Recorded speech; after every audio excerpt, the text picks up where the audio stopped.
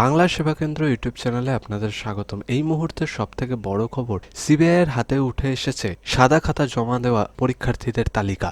এই ভিডিওর মাধ্যমে জেনে নেব কোথায় পেলেও সিবিআই এই তালিকা, পরবর্তী পদক্ষেপই বা কী হবে। সম্পূর্ণ জানতে ভিডিওটি শেষ পর্যন্ত দেখুন এবং আমাদের চ্যানেলটিকে সাবস্ক্রাইব করে পাশের বেল আইকনটি প্রেস করে রাখুন। TV9 বাংলার সূত্রে জানা যাচ্ছে যে সিবিআইয়ের হাতে যে তালিকা উঠে এসেছে সেটি উদ্ধার করা হয়েছে ওএমআর শিট পরীক্ষা কেন্দ্রকারী সংস্থা নাইসার হার্ডডিস্ক থেকে। সেই হার্ডডিস্কের ব্যাকআপ থেকেই উঠে এসেছে কারা সাদা খাতা জমা দিয়েছেন, অর্থাৎ শুধুমাত্র ওএমআর শিটের নাম ফিল আপ করেই চাকরির অফার লেটার পেয়েছেন।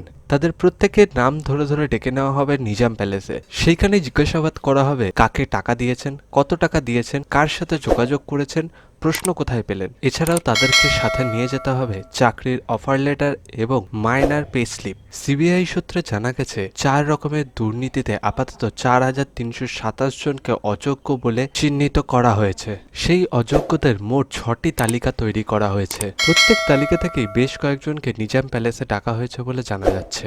আশঙ্কা করা যাচ্ছে এই জিজ্ঞাসাবাদ থেকেই উঠে আসতে পারে আরও বেশ কিছু বড় নাম, যার ফলে ভোটের মুখে চাপ সৃষ্টি হতে পারে শাসক দলের প্রতি। দুর্নীতির অভিযোগে 2016 সালের এসএসসি নিয়োগ প্রক্রিয়ার পুরো প্যানেল বাতিলের নির্দেশ দিয়েছিল কলকাতা হাইকোর্ট। আপাতত সেই নির্দেশে স্থগিতাদেশ দিয়েছে সুপ্রিম কোর্ট। তবে এই দুর্নীতি নিয়ে তদন্ত চালিয়ে যেতে পারবে সিবিআই, এমনটাও জানিয়েছিল সুপ্রিম কোর্ট। সেই পারমিশনের উপর ভিত্তি করেই তদন্ত চালিয়ে যাচ্ছে সিবিআই। ভিডিওটি এই পর্যন্তই। ভিডিওটি ভালো লাগলে অবশ্যই আমাদের চ্যানেল সাবস্ক্রাইব করে পাশের বেল আইকনটি প্রেস করে রাখবেন পরবর্তী এইরকমই আপডেটস ভিডিও সবার আগে পাওয়ার জন্য। ভালো থাকবেন, ধন্যবাদ।